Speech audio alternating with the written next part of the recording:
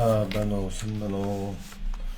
За би нэг богинохон лайв хийгээд оруулчих. Тэгээд манайхан үзэх юм бол шеэрлээрээ гэж хүсвэн. Тэгээд хамгийн чухал зүйлийг бид одоо ярилцахгүй болохгүй цаг үе тохиолдод байгаа.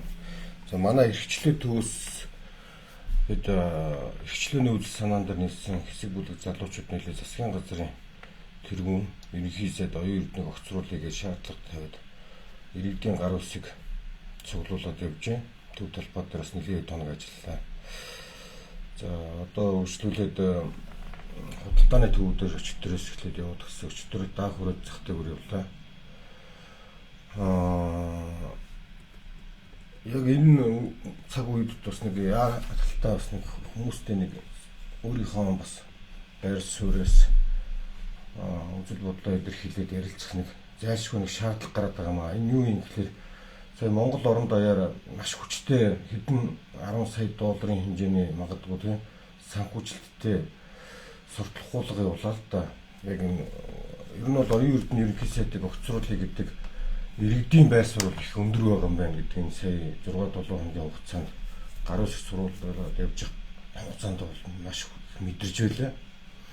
За тэгээд энэ сурталх хуулгыг бол бүгд одоо харсан баг. Монголын үндэсний телевизээр Hero Entertainment-ийн найруулсан. Тэгээ Hero Entertainment гээ би яагаад онцгож хийж байгаа юм гэхээр энэ ерөнхий сайдын төрсөн ах одоо эцэг нэгтэй ах гэдэг байгаа Hero Баатар энэ хүний их гэж би боддог байсан. Гэсэн одоо хөрөнгө оруулалтын мэдүүлэг дээр энэ ерөнхий сайд оюун эрдэнэ өөрийнх нь 50% эзэмшдэг гэдэг мэдүүлэг дээр байдаг юм байна. За тэгээд энэ Hero Entertainment найруулсан энэ зүйлийнхаа бичлэгүүдийг сая Монголын үндэсний телевизээр цацж байна. Тэгээд энэ бол одоо ашиг сонирхлын шууд илт зөрчил байхгүй юм болохгүй. Тэгээд одоо энэ яаралтай бас санхүүжилттэй хаанаас гаргасныг бид ил тодуулах гэж шаардах ёстой байгаа. Тэгээд баялагын сангуудад бол худлаа ийм зүйл байх боломжгүй гэнэ худлаа ярьж байгаа. Би зүгээр товчхондоо яагаад худлаа гэд ингээд аль дээрээс хойш ингээд дайраад байгааг хүмүүс гайхаж байгаа баг. Хачин юм дандаа эсэргүүцчихэд гэдэг. Ерөнхийдөө дэлхийн нийтэд бол энэ ирээдүйн төлөө хөрөнгө оруулалт хийсэн төр бүрийн сангууд бол байдаг л да. Ер нь бол Монгол улсад бол банк санхүүгийн системийг бол засварлан сайжруулахад зайлшгүй шаардлагатай зүйлүүд олон байгаа. Гэхдээ энэ сүүлийн 8 жилийн хугацаанд энэ Монгол улсын засгийн газраас энэ асуудалтай нэг ч удаа ажил хийгээгүй. Хэрвээ бид нэр хүн төрөлхтний явж байгаа хөгжлийн замаар явъя гэх юм бол энэ Монгол улсад байгаа энэ санхүүгийн тогтолцоог бол өөрчлөх зайлшгүй шаардлага бол байгаа. Тэрнтэй бол санал нэг одоо бол Монгол улсад бүрдэгдэж байгаа санхүүгийн бодлого систем маань өнөөдөр баг 100 гаруй жилийн өмнө хүн төрөлхтөнд ашиглаж байсан хоцрогдсон тийм систем явж байгаа л да. Энэ Монгол улсад бол анх удааны сангууд бол байгаад байгаа юм биш шүү. Нэгдүгээр бид нар сайн ойлгох хэрэгтэй. Энэ баялагын сан гэж гарах гал анх удаа юм биш. Тухайлбал одоо анх 2012 онд одоо хуулийн баталж байсан 13 онд баталж байсан шүү дээ. 2013 онд ирээдүйн өв сан ирээдүйн эрсдлийн сан гэдэг байгуулжсэн. Тухайн үед одоо 2016 онд арчсан намч нь одоо ялгадаад Монгол Ардын нам ялт байгуулалт засгийн газарт нь хүлээлгэж өгч тухайн үед 2 их найд гаруй төгрөгийн одоо хоригдол үүссэн байсан ирээдүйн сан гэдэг. Энэ засгийн газрууд тэр сангийн хуулийг өөрчилж байгаад мөнгөний аваа ичсэн байхгүй. Тэгээ ингээд сангийг бол одоо улс төрч дээрээс өдөртдөг зохицуулдаг энэ тогтолцоо бол дэлхийд байдаггүй байхгүй. Тэгэхээр ерөөс болдоггүйгийн хамгийн том нотлого нэгдүгürt энэ. За хоёрдугаарт нэг одоо Монгол хүн болгоны одоо сэтгэл эмзэглүүлмээр бид нэг анзаарахгүй яваад байгаа нэг сан бол нийгмийн даатгалын сан байхгүй. Энийг одоо шүү дээ тий. Би өөрийнхөө хүслээ өөрөө сонгоод надад одоо сонголтуудыг өгч байгаад би өөрийнхөө ирээдүйг тэтгэврээ ингээд даатгадаг юм систем бол дэлхийн ертөнцид байдаг л да. Тэгээ одоо өнөөдрийн байдлаар Монгол улсын нийгмийн даатгалын сан 4 их найдын алдагдaltaй явж байгаа шүү дээ. Энэ алдагдал бол ерөөсөй ойрын 6 жилийн дотор асар хоттой өссөн байхгүй. 6 жилийн өмнө шүү дээ 600 орчим тэрбум төгрөгийн алдагдaltaй байсан. Одоо 4 их найд гарсан байгаа. Жилд алдагдал нь одоо 23 оны байдлаар 700 гаруй тэрбумаар за 700 хэдүүлээ тэрбумаар өссөн байгаа. 725 тэрбумаар өссөн бохгүй. Одоо энэ 24 онд бас дахиад өссөн байгаа. Одоо 24 оны тайлангууд эхнээсээ гарч статистикууд одоо эхнээсээ гарч эхэлж байгаа. Нууд урхан болон бусад статистикууд гарсан байна. Энэ гайлийн статистикууд гарсан байна. Экспорт, импортын. За Монгол банкны статистикууд гарсан байгаа. Нийгмийн даатгалын статистик бол бүрэн тоогоор гарч ирж байгаа. Тэгэхээр би тэр жоохон хүлээгээд байсан боловч энэ аялагын сан гэдэг зүйлд хүмүүс хуутаад байгаа учраас би энийг лайвыг яаралтай хийгээд одоо хийж байгаа юм. Тэгээ та нар одоо боддоо энэ дөрвөн их найд гэдэг чинь жил болгон улсын төсөв дээр 700 тэрбумаар давсан. Одоо энэ алдагдал нь хамгийн гол нь өсөх байхгүй. Жилээс жилд өснө. Ягаад өсөд энэ гэхлээр чинь хэд хэдэн хүчин зүйл байна шүү дээ. Ямар ч хариуцлагагүй нөхдүүд өөрсдийгөө ирээдүйг баталгаажуулдаг нөхдүүдийг хариуцлагатай хүмүүс нь одоо даадаг тийм систем өнөөдөр яваад байгаа байхгүй. Тэ?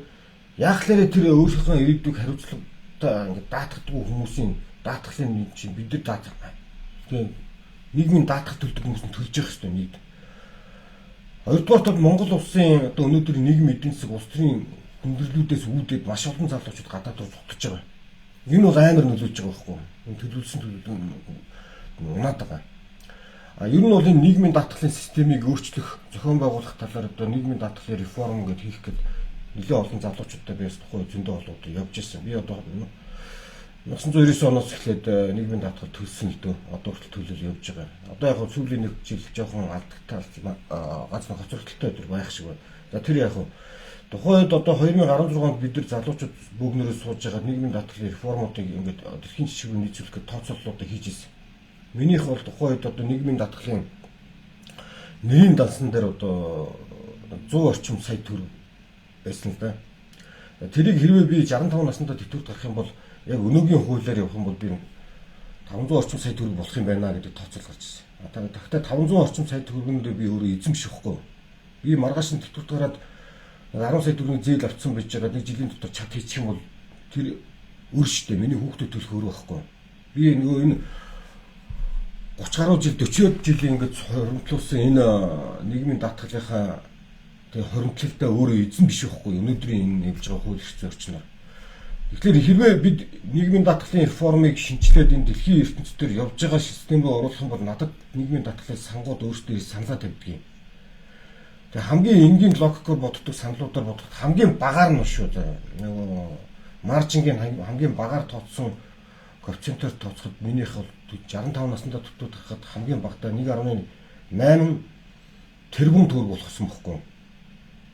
Би тэрнээс 200 саяын төгрөгийг 300 сая төгрөгийг аваад би дэлхийн ертөнцөөр зугаалмаар ингээд зугаалч болно. Эсвэл нэг хүүхэдтэй байр орон сууцыг аваад тэр миний мөнгө байхгүй. Би маргааш нь чад хийчлээ. Нас урчлаа гэхэд миний 1.8 тэрбумыг хүүхдүүд минь үүлж өгдөө. Энэ дэлхийд дээр явж байгаа жишг систем. Одоо японочууд энэ солонгосууд араас нь орж ин европчууд тэтгэврт гараад дэлхийд дээр зугаалдаг. Гэхдээ энэ аялал жуулчлал гэдэг чинь манайхны ярьдаг энэ үйлчлэл аяллыг хийдэггүй. Аз жаргалтай зугаалгахыг хийдэг байхгүй юу? Таашаал авч мэдэрч зугаалгахыг хийдэг. Тийм зугаалгыг хийхэд мөнгө хэрэгтэй байдаг. Тэгэхэд тэр хүмүүс биш үү те? Энэ ирээдүйд хадгалсан сангийнхаа мөнгөө загсан зарцуулах байдлаар зугаалдаг хэлбэрүүд байхгүй юу? Монголын өнөөдөр явж байгаа систем ийм. Энэ юутай холбоотой юм бэ гэхээр улс төрчид альва мөнгөний эрх мэдэлтэй холбоотой бол тэр улсад алдагдлал бий болдог. Авилгал бий болдог. Яг тэр зарчмаар явж байгаа. Тэгэхээр баялагын сангийн тухай бити баярлаараа. Энэ зарилан, энэ лөөвөр хулгай. Баялагын сангууд төрөл бүрийн юм байна. Тэр Хиншүү Ганбаатар гэдэг лөөвөр чинь хулгайч Норвегийн сан мангийн ярьж ийл. Би Норвегийн сангуудын талаар дараа тусдаа нэг бас нэг лайв хийж бодож байгаа. 4-5 төрлийн хятадхан сангууд байгаа. Гэхдээ энэний сангуудыг удирдах байгаа, захиран зарцуулж байгаа хэлбэрүүд нь эдний ярьж байгаа хэлбэрээс огт ондоо нэг шигч улс төрийн оролцоо нөлөөлөл байдаггүй. Зөвхөн нийгмийн даатгалын сангаар нь дамжуулсан хөрөнгө оруулалттай Норвегийн сан болоод 1.7 их найд долларын сантай хөвчлөлтөй болсон явж байгаа жишээ нь. Гэхдээ яг энэ Норвегийн өнөөдрийн ярьж байгаа сангуудыг ухаандаа 1950-ад оны ихэнх үед дунд үед ороход шүү дээ. Аргентин улс байсан шүү дээ. Өнөөдрийн Аргентинд. Тинчээ чи одоо Аргентины нөгөө нэг цэргийн дэглэм дотоод нөхрөө одоо цэргийн дэглэмээ эхэлж байхад дэлхий дээр байгаагүй хамгийн том сан тэнд байсан шүү дээ. Тэр цэргийн дарангуулагч чинь 2 3 удаа төрийн эрх рүүндээ 9 шидээр дайж авсараад эрхэнд гарсан. Тэгээ улс төрчдийнхээ мэдээллийн сангуудаа авчирнгуудаа энэ сангийн дуусгасан шүү дээ. Венесуэлд энэ сан байсан шүү. Өнөөдөр Монголд бол энэ сангуудын төвшний мөнгө бол байхгүй, боломжгүй. За тэгээ араас нь дахиад нэг сангуудын тухай ярив. Энэ Монгол улсад байдаг. Засгийн газрын тусгай сангууд гэж байдаг. Одоо ер нь бол 25 сан байсан. Ер нь 24 сан бодитоор үйл ажиллагаа явуулж байсан. Бүгд алдагдaltaй. Жилдээ бол 5-аас 4-өөс 5 их найдын хөрөнгө оруулалтыг Монгол улсын төсвөө шууд авч байгаа. Энэ сангуудын тайлан тооцоо, захиран зарцуулалт бүх зүйлүүд нууц, ил тод биш.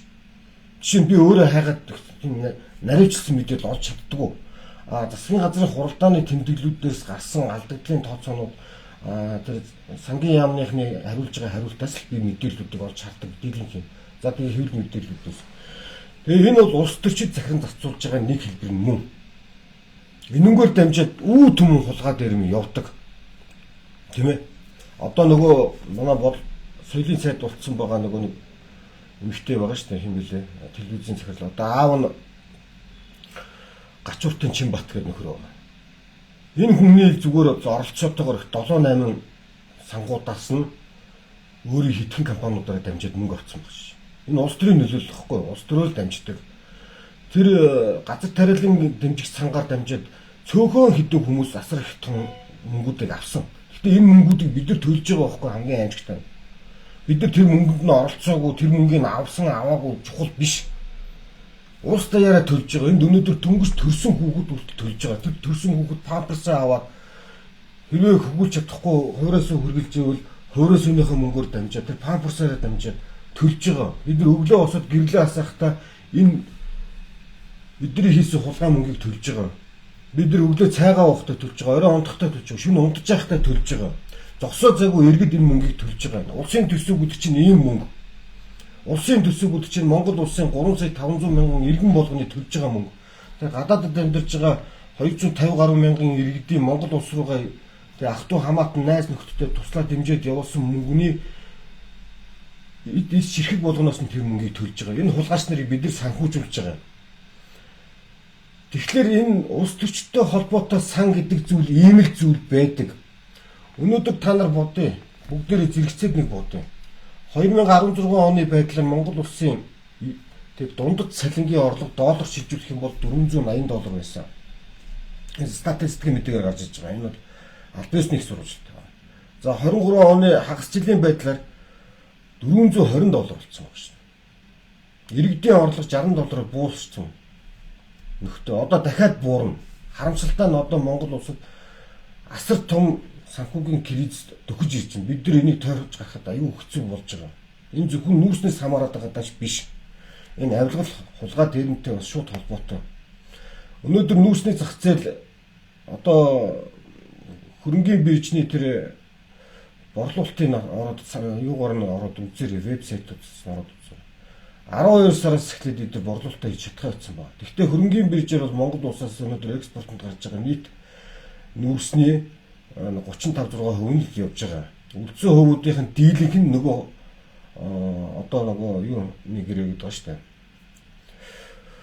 Нөгөө төмөр замын тэр нефт дамжуулах үйлдвэрийн за тэр сая 5 толгойд Эрдэнэс 5 толгойд барьсан баяжуулах үйлдвэрийн тэргээд эднүрүүдийн автокрэнүүд байгаа штэ. Бидний нүүрсний үнийг төлж байгаа. Гэтэ тэр харамсалтай нь хэдэн долларын үнэлгээтэй нүүрсээр яаж төлж байгааг бид нар мэдэхгүй байгаа. Нүүрсний хулгайг ил гаргаа гэж зарласан тэр жигсаал дээр энэ гэрээг бүгд нь илүү болгоогүй. Аваад үлдсэн бохгүй. Тэрийг одоо хүртэл би нэгсээр л байдаг. Би өөрийнхөө сошиалуудаар энийг бичсээр л байдаг. Тэгэхээр энэ Монгол улсад орж ирж байгаа нүүрсний орлогоос орж ирэх орлого маань тасалдсан. Монгол улсын засгийн газрын одоо 2024 оны 11 сард одоо батлуулсан улсын төсөв он эхлээд дөнгөж одооны байдлаар 2 сарын дөнгөж ихний байдлаар 70 орчим тэрбум төгрөгөөр тасалдсан явж байгаа гэж. Энэ дахиад тасалтна.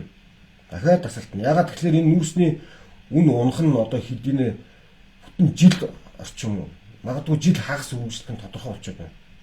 Аль хэдийн тодорхой болчиход байна. Тэгээ одоо Монгол улсын төсөв бол яг тодтгол хийгээд янз цаана явна. Тэглээгээд энэ бол айгүй сөрөг нөлөөтэй, айгүй аюултай зүйл байхгүй. Ягаад гэвэл Монгол улсын дотоодын нийт бүтээгдэхүүн, дотоодын эдийн засаг нь улсын төсвөөс хамаарал нь 50-аас дээш хувьд болсон. Төрийн мөнгө Монгол улсын эдийн засаг нөлөөлөлт 70-аас дээш рүү орцсон. Ер нь альва улсад засгийн газрын улс төрчдийн хамааралтай мөнгө 20% давахыг аюулын харанга дэглээ гэж үздэг юм. Тэгээ ийм зүйл хийж байгаа хүмүүс баялагын сан болгоод тэгээ байгалийн баялагуудыг нөгөө арт түмэнд тараахын гинэ 10 сая төгрөг болгоод энэ үлгэр худлаа энэ баялагын сангуудыг хүртээдэг талаар би бол товчхон одоо нэг яриад өнгөрч. Гэхдээ энэ тусдаа нэг нэлээд бэлтгэлтэйгээр сэдв болгоод нэг ярина. Энэ Норвегийн сангуудын их жишээ аваад байгаа. Гэхдээ Норвегийн сангаас гадна олон сангууд байгаа. Олон сангуудыг бид жишээ болгож болно. Туршлага татчих болно. Ер нь бол товчхондоо бод Монгол улсын иргэдийг орлоготой болгох, орлогыг нэмэгдүүлэх энэ алхамлуугал явдгийг. Гэхдээ засгийн газар бол ажил олгогч байж болохгүй, хизээч болохгүй. Эдийн засгийн чөлөөлөх замаар, хувийн хвшлүүдэд дэмжих замаар энийг дэмждэг, явуулдаг. Түрүүний миний хэлжсэн $480 дундаж орлого $1000 гараад $1000-аас дээшээ даваад ирэх юм бол нэг цалингийн дундаж нь ингээд даваад эхлэх юм бол Монгол улсын иргэд өөрсдөө баяжаад эхэлнэ. Өөрсдийнх нь дотоод асуудлыг өөрсдөө шийдээд эхэлнэ. Хэн нэгэн улс төрчөөс хэн нэгэн хүнээс хамааралтай бусаар шийдээд эхэлнэ. Тэгээ тэр хүмүүс яаж шийдэх вэ гэхэлэр чинь тийм хинч дуртаатаа энэ хараа модон ойлдоч бийцсаагүй. Хинч дуртаатаа тэр угаар гардаг утаатай балиар нүүрс чинь түлээгүй. Энэ цахилгааныхаа хангамж нь энэ дид үтсүүдний хангалттай тийм бохирынхаа хангамж нь хангалттай бол энэ чинь мөнгөтэй хүмүүс өөрсдөө хийчдэг юм. Мөнгөтэй хүмүүс өөрсдөө өдөр тутмынхаа хэрэглээг хангаад чадчихдаг юм. Тэгээ хүнсний хэрэглээгээ тансаг болгодог юм. Эрүүл ахуйгаа дээшлүүлдэг юм. Боловсрлоо дээшлүүлдэг юм. Эрүүл мэндэд анхаардаг юм. Хин нэгэн улс төрчөөс царай алдахгүйгээр энийг шийдэж явж чаддаг юм. Тэгээ тэр орчныг бий болгодог юм чинь өөрөө энэ арчилсан нийгмийн тогтолцоо байхгүй. Энэ арчилсан нийгмийн тогтолцоог 2017 оноос устгасны тэгээ 2017 оноос эхэлж энэ өнөөдрийн эрх баригчид энэ коммунистууд устгасны хар гайгаар өнөөдөр Монгол улсад бүхэлдээ арчилсан нийгэм ганхаж байна. Өнөөдөр арчилсан нийгмийн үндсэн суурь системүүдийг устгаж дуусаж байна. Энэ нийгэмдээ итгэх итгэлийг сулруулж байгаа. Цаашлаад шүүхт хуульд итгэх итгэлийг устгаж яана иргэдийн. Энэ маш хорлолттой зүйл хийж байгаа. Энэний дараа дарангууллыг авчрах гэж бэлдэж байсан. Энтэйгээ холбоотойгоор эдгээр иргэн болгонд 10 сая төгрөг тараана гэж худлаа сурталхуулгын нэвтрүүлгүүд хийж байна. Энэ асар том залилан, энэ худлаа. Одоо удахгүй энэ хавраас эхлэж байгаа энэ юундээ бүгдээрээ бэлтгэцгээ. Хямралтай бэлд энд хямралыг тойрч гарах боломжгүй болсон Монгол улс. Тэгэхээр энэ хямралтай хүн болгон бэлд энэ цагаан сар маргаантай хэмнэлттэй ороороо бити мөнгө төргөө хамаагүй үр зараараа.